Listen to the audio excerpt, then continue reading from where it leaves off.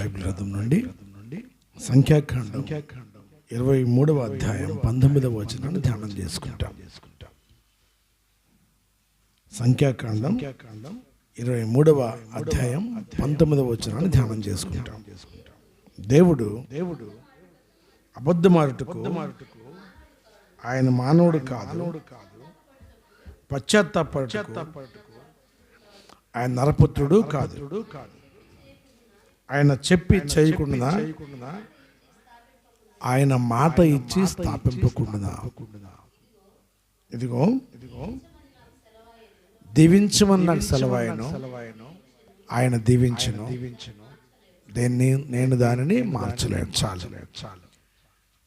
ఈ మధ్యాహ్న వేళ సమయంలో మనం దేవుని వాక్యం నుండి ఒక శ్రేష్టమైన మాటను ధ్యానిస్తూ ఉన్నాం. ప్రభు దీవిస్తాడా, దీవించుడా? దేవుడు మాట ఇచ్చాడంటే నెరవేరుస్తాడా, నెరవేర్చడా అనే విషయాన్ని ధ్యానం చేస్తున్నాం. ఈ వాక్యం చెప్తుంది, ఈ వాక్యం ఏం చెబుతుంది? దేవుడు అబద్ధమాడుటకు ఆయన మానవుడు కాదు. మొదటి విషయం ఏంటి? ఆయన అబద్ధమాడుటకు ఆయన మానవుడు కాదు. పశ్చాత్తాపడుటకు ఆయన నరపుత్రుడు కాదు. ఆయన చెప్పి చేయకుండా ఆయన మాట ఇచ్చారంటే చేస్తాడు. కాబట్టి ఈ సమయంలో మనము మన జీవితాల్లో, మన యొక్క పరిస్థితుల్లో అనేక సందర్భాల్లో బలహీనపడిపోతూ ఉంటాం. దేవుని మాట నెరవేర్చబడలేదు, దేవుని మాట జరగలేదు, దేవుడు ఇచ్చిన మాట నెరవేర్చబడలేదు, ఆశీర్వదించబడలేదు, లేకపోతే ఇంకా మనకి పని అవ్వటం లేదు, ఇంకా మనకి మేలులు జరగట్లేదు, దుఃఖం వస్తుంది, సంతోషం రావటం లేదు అని ఇలాగ బాధపడుతూ ఉంటాం చాలా సందర్భాల్లో. అయితే ఈరోజు నేను ఈ మాట బలపరుస్తూ ఉంది. ఆయన మాట ఇస్తే ఖచ్చితంగా నెరవేరుస్తాడు. No chance. అసలు ఆయన మాట నెరవేర్చుకున్నాడు.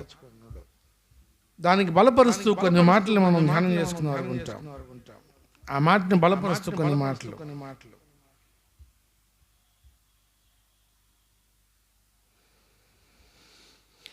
కీర్తన 102 కీర్తన 27 వచనం చెబుతుంది, నువ్వు ఏకరీతిగా ఉండేవాడువు, నీ సంవత్సరములకు అంతము లేదు. మలాకి గ్రంథం 3వ అధ్యాయం 6వ వచనం చెబుతుంది, యెహోవానైన నేను మార్పు లేని వాడును గనుక యాకోబు సంతతి వారైన మీరు లయము కాలేదు. దేవునికి స్తోత్రం. ఆయన మారే దేవుడు కాదు, ఆయన మాట మార్చే దేవుడు కాదు. నిన్న నేడు రేపు ఏకరీతిగా ఉన్న దేవుడు. ఆయన భావంలో మార్పు ఉండదు, ఆయన ఇచ్చిన మాటలో మార్పు ఉండదు, ఆయన ప్రేమలో మార్పు ఉండదు, ఆయన క్షమించడంలో మార్పు ఉండదు, ఆయన మేలు చేయడంలో మార్పు ఉండదు, ఆయన నిన్ను స్థాపించడంలో మార్పు ఉండదు.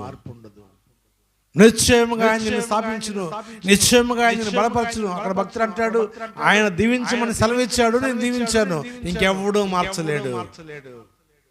కాబట్టి మధ్యాహ్నం వేళ సమయంలో పరిశీలించుకుంటాం. దేవుడిని దీవించిన తర్వాత, దేవుడిని ఆశ్రయించిన తర్వాత, దేవుడికి మేలు చేయాలని నిశ్చయించిన తర్వాత ఎవ్వడు మార్చలేడు. కాబట్టి మధ్యాహ్నం వేళ సమయంలో మనం పరిశీలన చేసుకుంటుంటే ప్రభు ఏమంటాడు, దేవుని యొక్క దీవుని ఎలాగుంటాయి చూడండి. యాకోబు పత్రిక 1వ అధ్యాయం 17వ వచనం. యాకోబు పత్రిక 1వ అధ్యాయం 17వ వచనం చూద్దాం.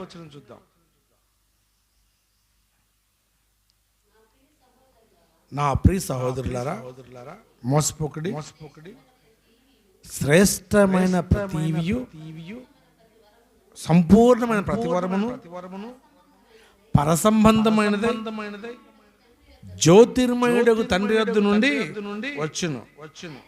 ఆయన యందు ఏ చంచలత్వమైనను గమనాగమనం వలన కలుగు ఏ ఛాయను లేదు. ఆయన మనం సృష్టించిన వాటిలో మనము ప్రథమ ఫలము కొన్నట్లు సత్యవాక్యం మనలను తన సంకల్పం ప్రకారము కనెను. చాలండి, మోసపోకండి. అనేక విషయాలు నీ మనస్సు నిన్ను ఆవేశానికి లోన్ చేస్తుంది.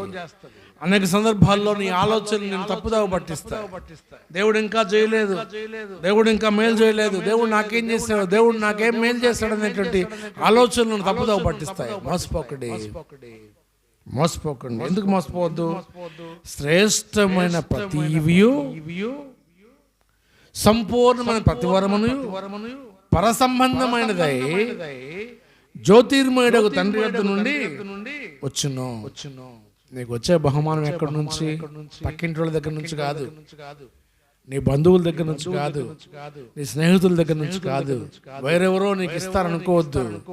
నీకు వచ్చే ప్రతి ఈవి జ్యోతిర్మయుడకు తండ్రి వద్ద నుండి నీ దగ్గరికి వస్తూ ఉంది. ఆలోచించండి. ఈ ఆలోచనతో నీకొచ్చే ప్రతి బహుమానము, నీకొచ్చే ఆరోగ్యము, నీకొచ్చే మేలు, నీకొచ్చే ఏదైనా సరే జ్యోతిర్మయ తండ్రి దగ్గర నుంచి నీ దగ్గరకు వస్తూ ఉంది. కాబట్టి అది ఎట్లా వస్తుందట? అది శ్రేష్టమైనది, పరసంబంధమైనది, పరలోక సంబంధమైనటువంటి ఈవులు నీ దగ్గరకు వస్తూ ఉన్నాయి. ఆయన చంచలుడు కాదు, ఇస్తానన్న తర్వాత మాట మార్చేవాడు కాదు, మనలా కాసేపు అలిగేవాడు కాదు, మనలా కాసేపు ముఖం మార్చుకునేవాడు కాదు, మనలాగా పక్కింటి వాళ్ళు పంచదార పెట్టలేదనో కందిపప్పు పెట్టలేదనో పలక్కుని ఉండేవాడు కాదు. ఆయన ఎట్లాంటి దేవుడు అంటే చంచలుడు కాదు. ఆయన గమనాగమనం కలుగు ఏ ఛాయను లేదు. ఆయన మాటకి ఇస్తే ప్రేమిస్తాడు. ఎందుకు ఆయన మహిమకు కీర్తినట్లు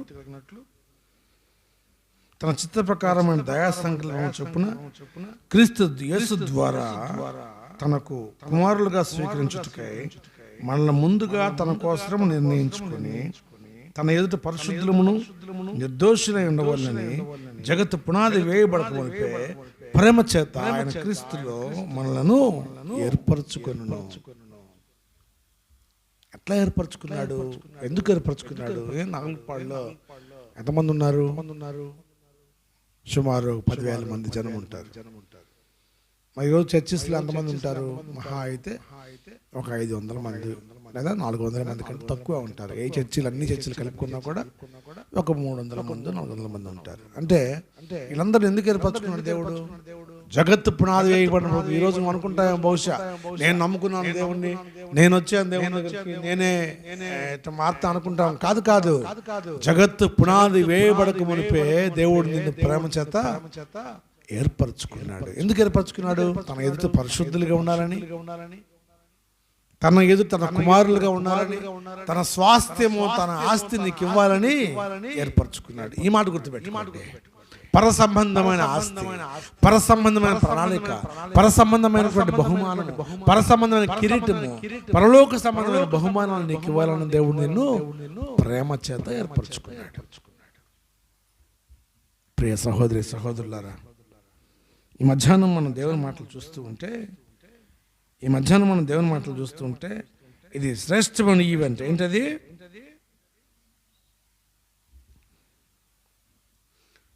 లూకా సువార్త 11వ అధ్యాయం 13వ వచనంలో అంటాడు, పరలోకమందున్న మీ తండ్రి తన్ను అడుగు వారికి పరిశుద్ధాత్మను ఎంతో నిశ్చయముగా అనుగ్రహించెను. తనను అడుగు వారికి, లూకా సువార్త 11వ అధ్యాయం 13వ వచనం, తనను అడుగు వారికి నిశ్చయముగా అనుగ్రహిస్తా అంటే పరిశుద్ధాత్మను. పరిశుద్ధాత్మ నీతో ఉంటే ఎంత మేలు, పరిశుద్ధాత్మ నీలో ఉంటే ఎంత మేలు, పరిశుద్ధాత్మ తోడుగా ఉంటే ఎంత మేలు. పిల్లరా, ఇక్కడ మనం చూస్తాం యోహాను సువార్త 7వ అధ్యాయం 38వ వచనంలో, నా యందు విశ్వాసముంచు వాడెవడో లేఖనము చెప్పినట్టు వాని కడుపులో నుండి జీవ జల నదులు పారునని బిగ్గరగా చెప్పినాం. ఎక్కడి నుంచి పారుతాయంట జీవజల నదులు? కడుపులో నుంచి పుడతాయంట. నీ కడుపులో నుంచి జీవజల నదులు పుడతాయట. ప్రియ సహోదరి సహోదరులారా, మరి అట్లయితే ఎవరికి దీవెన వస్తుంది? ఎవరికి దీవెనలు వస్తాయంటే మలాకి గ్రంథం 3వ అధ్యాయం 10వ వచనం చెబుతుంది, నా మందిరంలో ఆహారం ఉండినట్లు 10వ భాగమంతయు మీరు నా మందిరంలోనికి తీసుకునండి. దీన్ని చేసి మీరు నన్ను శోధించిన ఎడల నేను ఆకాశ వాకిళ్లను విప్పి పట్టజాలనంత విస్తారమైన దీవెనలను కుమ్మరించదునని సైన్యాధిపతి యెహోవా సెలవిచ్చుచున్నాడు. కాబట్టి ఈ మధ్యాహ్న సమయంలో ఈ దీవెనలు లేదా దేవుని మేలులు, దేవుని యొక్క ఉన్నతమైన స్థితి మనకు కలగాలంటే మనం దేవుని పరిశీలించాలంట. దేవుడు చెప్తున్నాడు, నన్ను పరిశోధించండి, నన్ను అడగండి. ఆయన చెప్పే మాటలు ఎంత గంభీరంగా ఉన్నాయి, ఆయన చెప్పే మాటలు ఎంత సంతోషంతో కూడుకున్నాయి. కాబట్టి ఈ మధ్యాహ్నం వేళ సమయంలో ఆయన దీవిస్తానని మాట ఇచ్చాడు. ఆయన దీవించి మనం చెప్పిన తర్వాత దాంట్లో మార్పు లేదు, ఎవడూ ఆపలేడు. కాబట్టి మనం దీవించబడ్డాం. ప్రభు అంటాడు, ఆశీర్వదించబడిన వాళ్ళరా లోపలికి రండి. ఎవరు వస్తారు మందిరం లోపలికి? అందరు రాలేరట. దేవుని వాక్యం చదివిస్తుంది, ఆశీర్వదించబడిన వారా లోపలికి రండి. కాబట్టి ఎందుకు మందిరంలో మనం ఉన్నాము? ఈ మందిరానికి ఉన్న పేరేంటి తెలుసా? ఇది పరలోకపు గవినట. ఏంటిది? పరలోకపు గవిని. అంటే గేట్ ఆఫ్ ద హెవెన్, పరలోకానికి గేట్. ఎవరున్నా ఒక పెద్ద ఇల్లు ప్రహరీ గేట్ ఉంటుంది, ఇంట్లోకి వెళ్ళాలంటే ఎవడన్నా గోడ దూకి వెళ్తాడా? గేట్లో నుంచి వెళ్తాడా? గేట్లో నుంచి వెళ్ళాలి. కాబట్టి అందుకే అంటాడు, నా ద్వారా తప్ప నువ్వు దేవుని దగ్గరికి రాలేవు. ప్రభు అంటాడు, నా ద్వారా తప్ప నువ్వు పరలోకానికి రాలేవు. సంఘానికి సంబంధం లేకుండా, సంఘంలోని యొక్క పార్టిసిపేషన్ లేకుండా, సంఘంలోని యొక్క పరిచయ విధానం లేకుండా, సంఘంలోని స్థానం లేకుండా పరలోకానికి వెళ్ళలేవు. కానీ దేవుడు దీవించాడు, కానీ దేవుడు మాట ఇచ్చాడు. ఆయన నెరవేర్చుకొని ఉండేవాడు కాదు, నెరవేరుస్తాడు. ఆయన ప్రేమించాడు, దీవించాడు, నెరవేరుస్తాడు. ఈ మధ్యాహ్నం వేళ సమయంలో ఈ కొద్ది మాటలు దేవుడు దీవిస్తుండగా ఒకటి గుర్తుపెట్టుకోవాలి, మనము దీవించబడిన వారము. ఆయన ఇంకా దీవించబోతున్నాడు, ఆయన ఇంకా ప్రేమించబోతున్నాడు. ఆయన మాట ఇచ్చి నెరవేర్చే దేవుడు కాదు, నిన్న నేడు రేపు ఏకరీతిగా ఉన్న దేవుడు. నిన్న దీవించాడంటే ఈరోజు దీవిస్తాడు, ఈరోజు దీవించాడంటే రేపు దీవిస్తాడు. నిన్న ప్రేమించిన దేవుడు రేపు ప్రేమిస్తాడు. ఆయన మన పట్ల ప్రేమను కలిగి ఉన్నాడు, ఆయన మన పట్ల ఆ గొప్ప ఉద్దేశం కలిగి ఉన్నాడు. అందుకే జగత్తు పునాది వేయబడక మునిపే ప్రేమ చేత నిన్ను నన్ను ఏర్పరచుకున్నాడు. మనల్ని ఎంతగా ఏర్పరచుకున్నాడు, ఆ ఏర్పరచుకున్న ఉద్దేశం కూడా మనం చెబుతున్నాడు.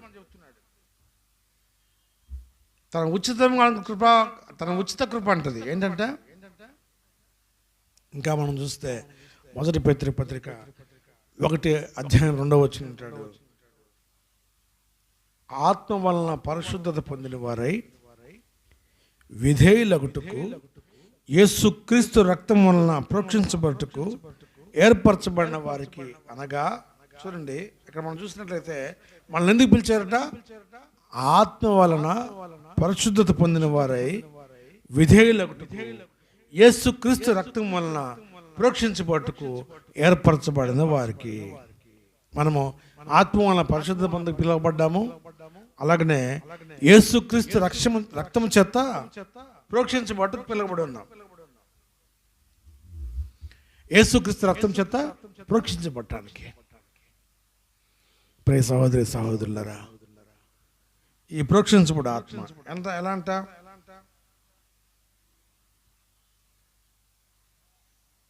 2 దశలోని పత్రిక 2:13 చెప్తుంది, ప్రభువు వలన ప్రేమించబడిన సహోదరులారా, ఆత్మ మిమ్మల్ని పరిశుద్ధపరచబడుటకు మీరు సత్యము నమ్ముటకు రక్షణ పొందుటకు దేవుడు ఆది నుండి మిమ్మల్ని ప్రథమ ఫలముగా అనుకూర్చబడి ఉన్నది. ఎప్పుడు ఏర్పరచుకున్నాడంట? ఆది నుండి. దేనికి ఏర్పరచుకున్నాడు? పరిశుద్ధపరచబడుటకు, సత్యము ఎలా అంటే ఇంకా పరిశుద్ధపరచబడుటకు, ఇంకా దేని ఏర్పరచుకున్నాడు ఆయన? రక్షణ పొందుటకట. ఎందుకు? సత్యము నమ్ముట వలన రక్షణ పొందుటకు దేవుడు ఆది నుండి మిమ్మల్ని ప్రథమ ఫలముగా కూర్చుకున్నాడు. కాబట్టి ఏం చేయాలంటే మనము, కనుక మేము మిమ్మల్ని బట్టి ఎల్లప్పుడూ దేవునికి కృతజ్ఞతాస్తుతులు చెల్లించే బద్దులమై ఉన్నాము. అందుకే మనం ఆరాధిస్తాం, అందుకే మనం కృతజ్ఞత చెబుతాం. రక్షించబట్టుకు మనం ఏర్పరచుకున్నాడు. రక్షణ లేకపోతే మనకి ఇక ఏం లేదు, రక్షణ లేకపోతే పరలోకానికి స్థానం లేదు. రక్షణ ఎట్లా వస్తుంది? యేసు ప్రభు నామమున ప్రార్థన చేసేవాడు రక్షించబడతాడు. అలాగనే నమ్మి, సత్యమును నమ్మి బాప్తిసం పొందడం వలన రక్షించబడతారు. కాబట్టి ఈ మాటలు నమ్ముట వలన యేసు దేవుడని, యేసు మృతుల్లోంచి లేచాడని ఎవరు నమ్ముతారో వారు రక్షించబడతారు. కాబట్టి ఈ మధ్యాహ్నం వేళ సమయం నేను పిలిచిన పిలుపు పరిశుద్ధంగా ఉండటానికి, నేను పిలిచిన పిలుపు రక్షించబడటానికి, నేను పిలిచిన పిలుపు ఎందుకు పిలిచారంటే మరి దీవించటానికి. ఎందుకు పిలిచారంటే పరసంబంధమైన బహుమానాలు నీకు ఇవ్వటానికి, పరసంబంధమైన బహుమానాలు నీకు ఇవ్వటానికి పిలిచాడు. ఈ మధ్యాహ్నం వేళ సమయపు దేవున, ఈ మధ్యాహ్నం వేళ సమయపు రక్షణ, యేసు ప్రభు వారు ఆశించే రక్షణ మా హృదయాలను కుమ్మరించబట్టుకు దేవుడు మిమ్మల్ని ఏర్పరచుకున్నాడు. కాబట్టి మనము కృతజ్ఞతాస్తుతులు చెల్లించే బద్దులమై ఉన్నామంట. మనము కృతజ్ఞతాస్తుతులు చెల్లించే బద్దులమై ఉన్నాం. మనము స్తుతి ఆరాధన చెల్లించాలి. ఎలా చెల్లించాలి? హెబ్రీ పత్రిక 10:22 హెబ్రీ పత్రిక 10:22 మనస్సాక్షి కల్మషం తోచుకున్నట్లు ప్రోక్షించబడిన హృదయం గలవారమును, నిర్మలమైన ఉదక స్నానం చేసిన శరీరం గలవారమై ఉండి విశ్వాస విషయములలో సంపూర్ణ నిశ్చయిత కలిగి యథార్థమైన హృదయంతో మనము దేవుని సన్నిధానమునకు చేరుదుము. కాబట్టి ఎలాగ అర్పించాలి? అర్పణ అంటే మనస్సాక్షికి కల్మషం తోచుకున్నట్లు ప్రోక్షించబడిన హృదయమును గలవారమై ఉండి, అంటే ప్రోక్షించబడటం అంటే కుమ్మరించడం, ప్రభు దగ్గర కుమ్మరించటం. నిర్మల ఉదక స్నానం చేసిన శరీరం గలవారమై ఉండి విశ్వాస విషయములలో సంపూర్ణ నిశ్చయిత కలిగి యథార్థమైన హృదయంతో మనము దేవుని సన్నిధానమునకు చేరుదాము. కాబట్టి మన యొక్క దేవుని సన్నిధానానికి మనం చేరినటువంటి పక్షంలో ఎలాంటి అర్పణ అర్పించాలో దేవుని వాక్యం సెలవిస్తూ ఉంది. ఎలాంటి స్థుతులను అర్పించాలో దేవుని వాక్యం సెలవిస్తూ ఉంది. కాబట్టి మనము ఎలాగూ అర్పించాలనే విషయాన్ని మనం చూసినట్లయితే